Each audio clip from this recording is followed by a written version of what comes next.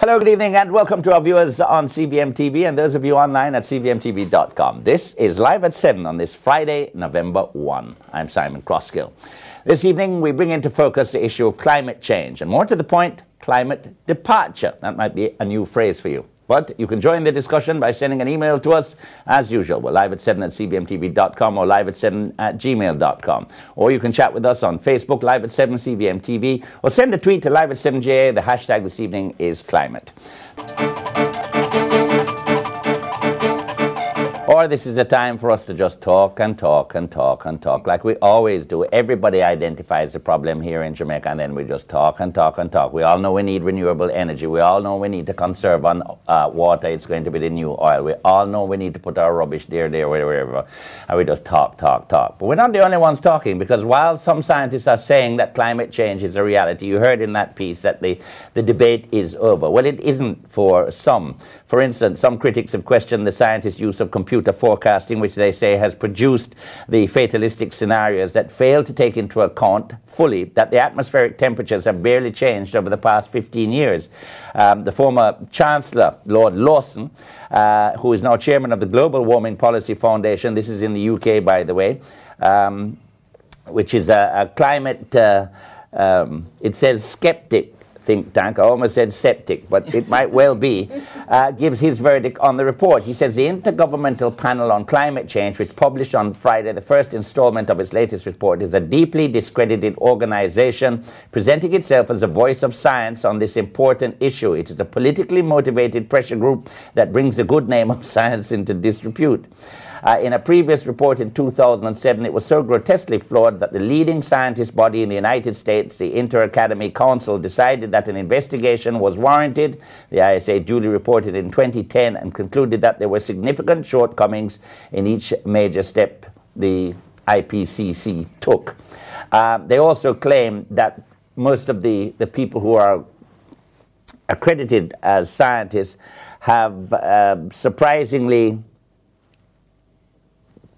solid links to, like, the World Wildlife Fund, Greenpeace. These are all environmentalist groups. Well, you know, they would be at the forefront of the argument. They tend to lead the way in trying to fight against us completely screwing up the planet. Anyway, what are we going to do here in Jamaica, given that so much of what has led to this issue doesn't come from Jamaica? It's the industrialized nations. But let's hear what plans we have to handle what will become the norm.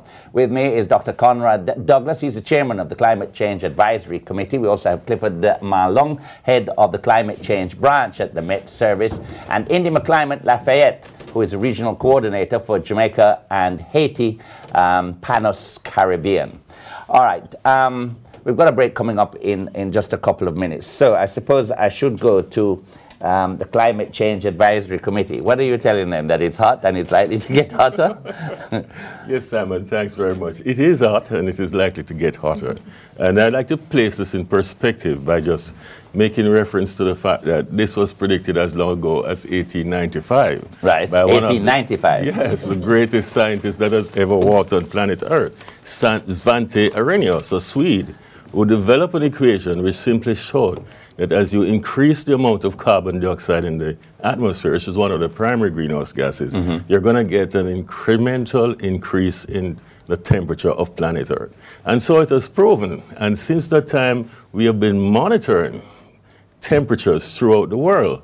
And it so happens that the amount of greenhouse gases, you know, that has increased so much over these, they're over 130 odd years now, that we're beginning to see the effects.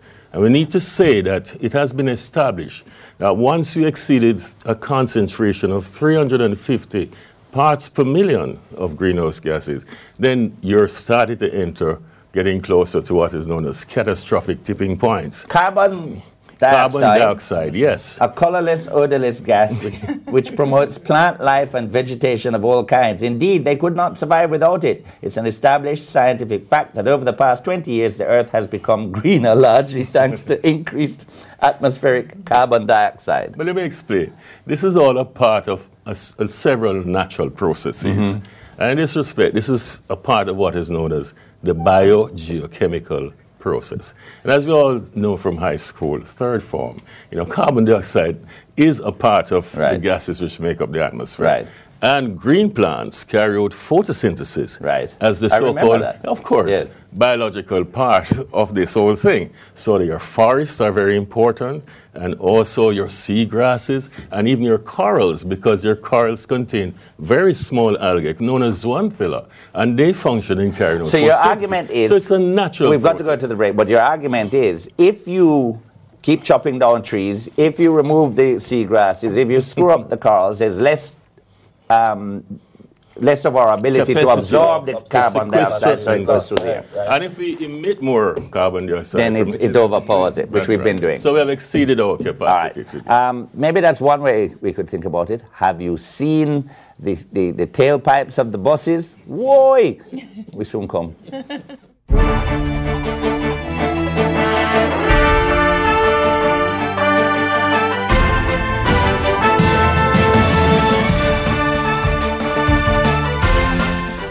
All right, welcome back to Live at 7. We're talking about the issue of climate change and something that I heard for the first time, climate departure, which suggests that we're going over the edge. It's going to get really hot here in Jamaica. With me, Dr. Conrad Douglas, Chairman of the Climate Change Advisory Committee. We also have Clifford Demarlong, who is Head of Climate Change branch at the Met Service, and Indi McClymont Lafayette, who is the Regional Coordinator for PANUS, Jamaica and Haiti.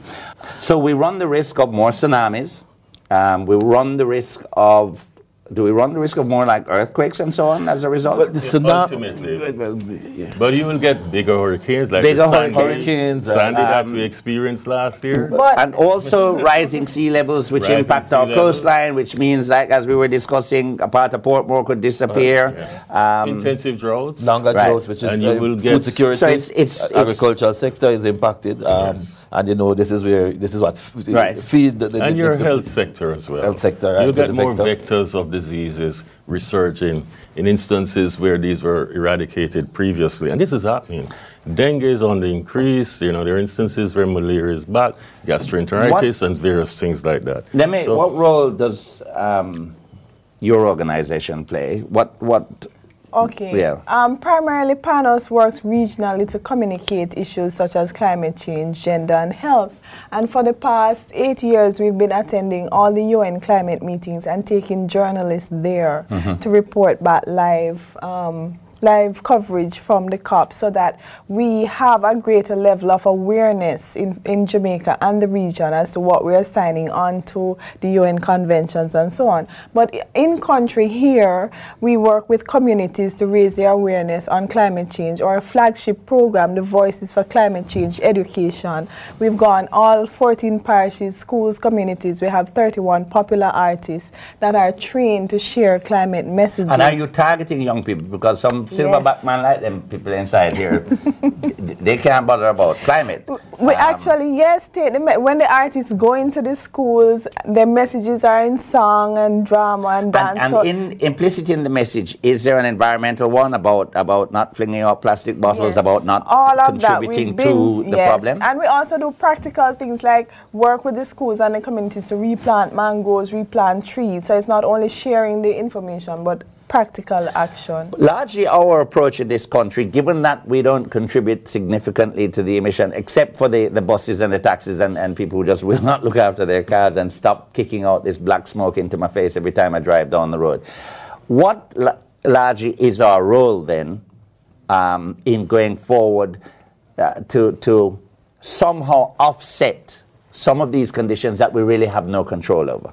Well, I mean, every one of us contribute to greenhouse gas emission, because the thing originates really from population increase and increased industrial activity to produce more food, more clothes, more shelter, transportation, healthcare, and so on.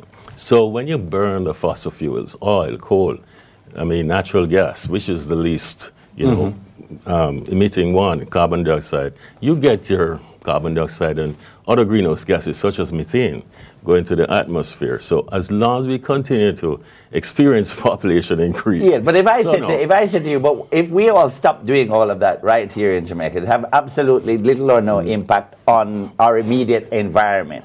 But that environment is changing not only because of the foolishness we do, but largely because of the foolishness of others. So how do I make sure that we extend the life of Portmore, we extend the life of our coastlines? To be quite frank, Last year, for example, there were some 38 billion tons of carbon dioxide emitting to the atmosphere. Most of that was China and the US first and second, and other industrialized countries. Our contribution is relatively small, but our per capita contribution is significant. So everything, it's like every make a molecule, you have to do to make your contribution. We are going to renewables, and we are forced by other circumstances because we import 95% of the energy we consume.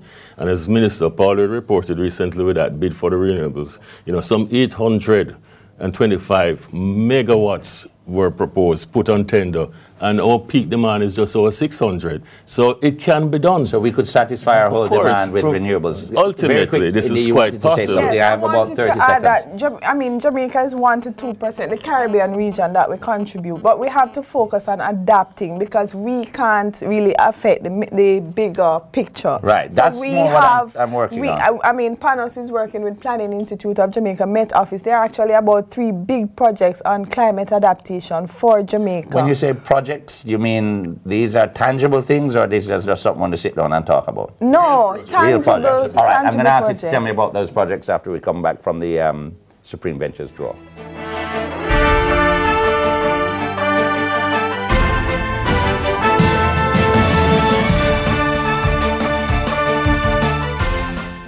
All right, welcome back to Live at 7. Now, this is what the scientists say we can look out for in the near future. Hotter than normal temperatures, so we can expect to be having some Christmas time that feel like summer. Remember that Christmas breeze? It'll be a thing of the past.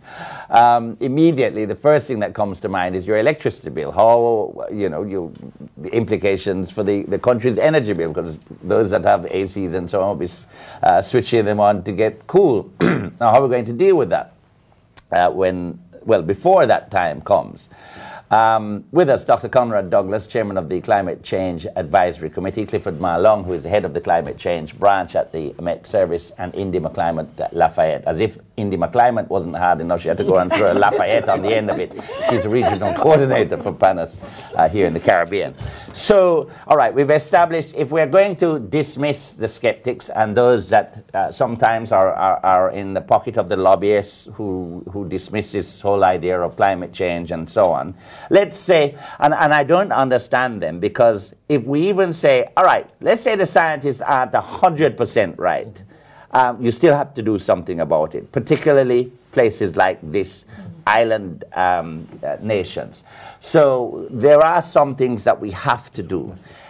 To my mind, it seems to me, and it's something I've argued about again, purely on an economics situation.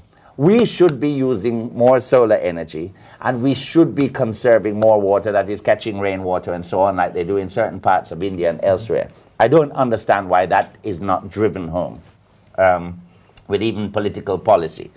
But is it that kind of thing that we're talking about that is going to, even if it does get hotter, is going to make life a little easier in Jamaica? Is it those kind of things that we have to talk about? Definitely.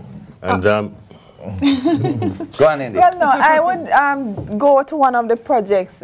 Jamaica last year got 10 million US from the Adaptation Fund. And part of that project, which is a 3-year project, will look at some of the communities mentioned by Dr. Taylor before, like St. Elizabeth and so on, where drought will be more. So what does the project do rather than hire people and have a big secretariat? No, one of the concrete things is rainwater harvesting and building dams, tanks and so on, so that farmers can have increased access in times of drought. And have we built one in? Oh yes, they're looking at a number of areas that they're going to put in. 10 million sounds like a lot of money. They're going to put in what you call this barbecue that catches the water, and they'll actually put in storage tanks in a number of communities. This is in St. Elizabeth. Right across. Right across. Yeah. Now, is that a viable thing in St. Elizabeth? Because I don't remember it raining so much there. Maybe not as viable as others, but St. Elizabeth is a good case that will need a lot of intervention. For farming and exactly, so on. because they have this river, the Black River, is the biggest river in the island. Right. And at some point we need to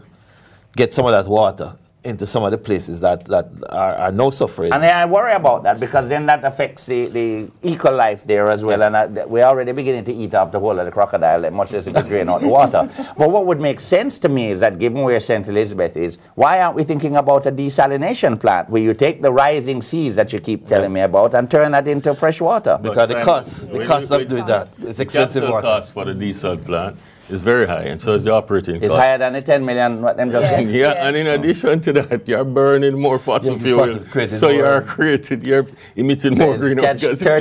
Catch 33.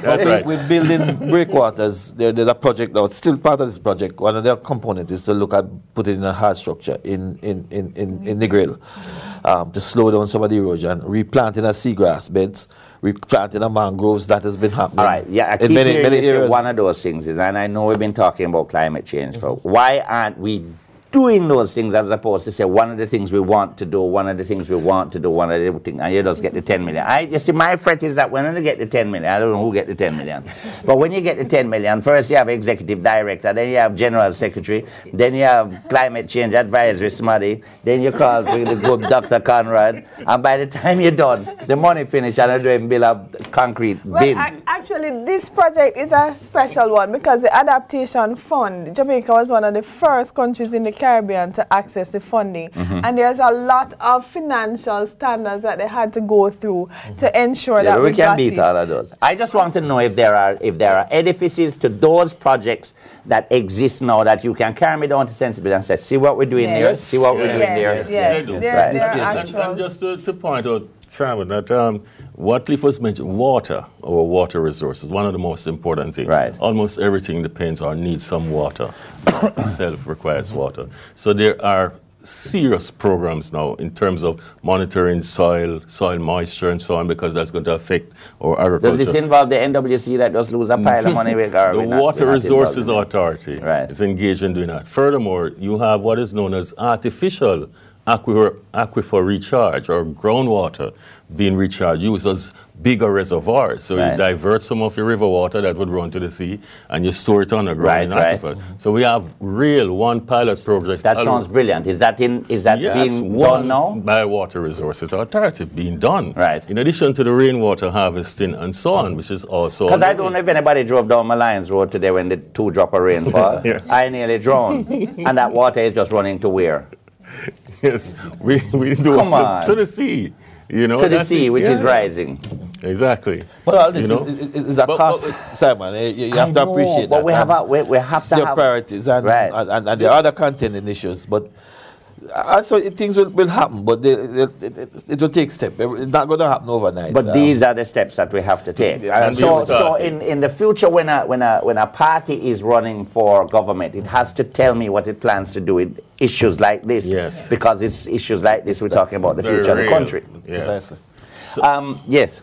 So, we need to deal with this water thing a little bit more, because with sea level rise, it means that your salt water, your seawater, is going to intrude into your groundwater and make that saline. It's not useful for certain things anymore.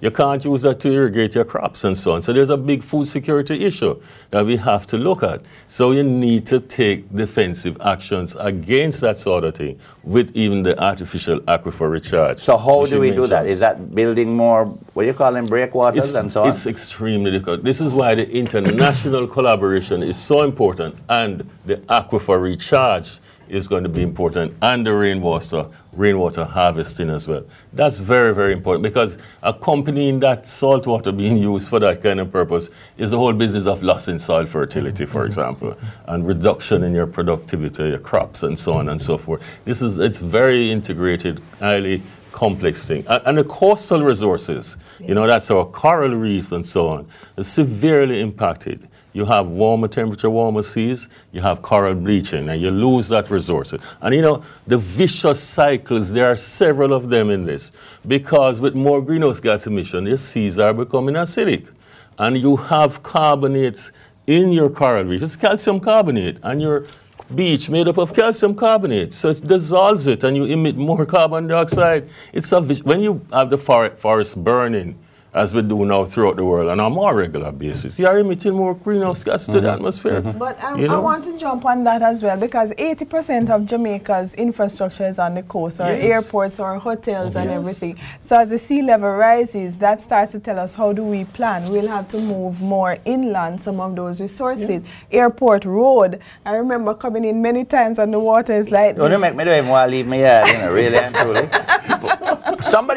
Somebody also mentioned, I've noticed it, that when I was a youngster, there were rivers that were going and making a lot of noise and moving with that pace and so on. And I look at some of those rivers now and it's barely a dribble. And then I notice we have a bottled water industry in this country. And somebody is telling me, who I won't name them, but who lives up on a hill and can't get water from time to time, but sees trucks and trucks of a particular brand of water going by them. Is that a problem for us? It could be worse in the future, and this is why watershed management, reforestation, and afforestation is so important.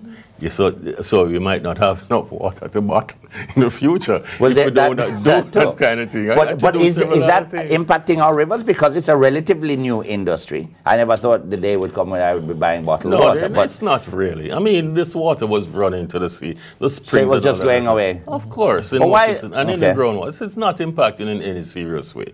I mean, we're not using any significant percentage of our water at this time. We have excessive water, especially on the north coast. It's about management. That is what it is, and about investment. But the argument is that some of that water would run into the Hope River, which would then, we wouldn't have so many lock-offs, we wouldn't have so many this, that, and the others. But one of the things that we have seen is that climate change will also cause changes in precipitation.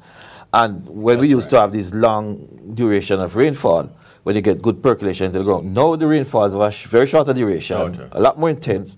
So it's run off. So you get the water on Mullines Road, as you see. Here's where you confuse me, because in one breath you say that I'm likely to see more hurricanes, which presumably would bring more water, stronger hurricanes, more rain, and so on.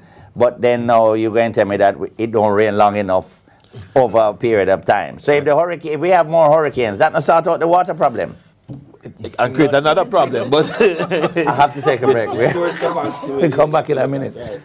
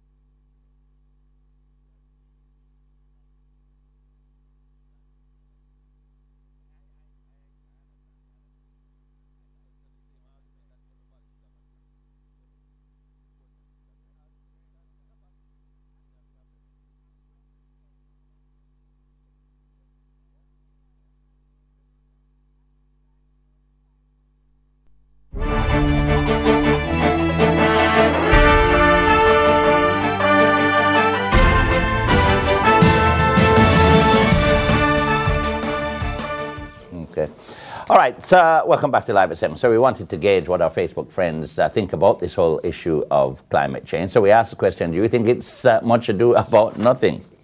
And this might be instructive.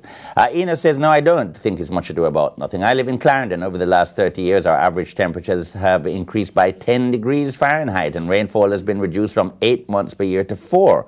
Climate change for me is real. Sylvester says climate change is for real. We can all see strange phenomena happening all over the world as far as the weather is concerned. These days the weather is less predictable. We ignore climate change at our peril. Patrina says climate change happens as a result of human habits and new inventions. Humans tamper with the natural order of nature. Marlon says, well, not entirely. I've been hearing about it since primary school, and I was always appalled by how we are contributing to it. But it's the people that make it much ado about nothing, as they are doing nothing to help the planet. No matter how much you educate them, we are going to destroy ourselves over time. Well, everybody there who contributed seems to be aware of it and worried about it. But what about some of the other issues that impact that, which is when Colonel Charles was here a while back and he spoke about the unplanned communities that we have that are on the sides of rivers, and now we have to go do something to divert a river somewhere here because you have a community here that shouldn't have been there in the first place.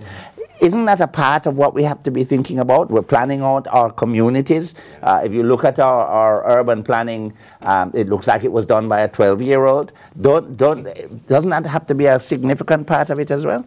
I think that goes to there's one project which I haven't mentioned yet, but that is the strategic program for climate resilience being mainly administered by Planning Institute of Jamaica. But a significant part of it, the first year, last year into this year, was spent looking at just some of those problems. What are some of the things that will need to be tackled? So doing the research to tailor the project for this very strong interventions. So I think keeping track of that, you will see some concrete things working within the communities to shift or make more significant development plans. Is there, he says in Clarendon, yes. Is there something in Clarendon that's happened that suggests that the temperature would be higher there and you wouldn't get so much rain? Have they been chopping down trees willy-nilly? Have they been, you know, doing all sorts of things? No, that is what somebody have to tell me. That if I have a climate change advisory committee and I have a climate change branch at the Met Office, somebody have to give me that kind of data. Are they ready for attack? You still don't understand what panels is. We work in Clarendon. We've worked with Moko, which is a stigmatized, vulnerable community. Now for them, when bauxite mined out so much of that area, so many of the trees were destroyed naturally, that really pushes up their risk, and also the farmlands are worthless. So we did a lot of awareness, community awareness. Talking. No, we've actually done concrete things. We've helped to work with farmers to look at ecotourism options up there, just the natural country life. We've worked on making more accessible water. For example, there was one school where we got a full water system because they had droughts and, you know, bad problems and so on. So we've been doing very concrete things in that community. And this is funded by EU? We've had different funders, Christian Aid, Environmental Foundation of Jamaica and so on. And they've also done a 5-year plan for climate and disasters, which they are presenting to the parish council. So they are actually doing planning themselves to ensure that, hey, greenhouse farming, that was one of the things. In North Manchester, what they have done is that they have used one of the mined out areas now and turned it into a water catchment area. And that is now a source of water, but also water for irrigating the farms and for growing livestock. So and that's a microdam project funded at one of the projects that we've been in, part of the water harvesting. All right, I've got to leave it there. Even I can't believe that hour has flown by so quickly. And I'm sure the temperature just got a little hotter even in that short space of time. All right, I want to thank Dr. Conrad Douglas, Chairman of the Climate Change Advisory Committee, as well as Clifford Marlong, who is Head of the Climate Change Branch at the Met Service, and Indi Lafayette, who is Regional Coordinator for Pioneers. Thanks a lot for coming in and talking to us. I suspect we'll deal with this issue a few more times. All right, that's it for Live at 7 this week. I want to thank my guests here. I want to thank you for watching, and of course our hard-working crew. Reminding you that on Sunday morning we have Live at 7 Rewind. We look back at this and some of the other programs that we covered during the week. That's it. Have a great weekend. Bye for now.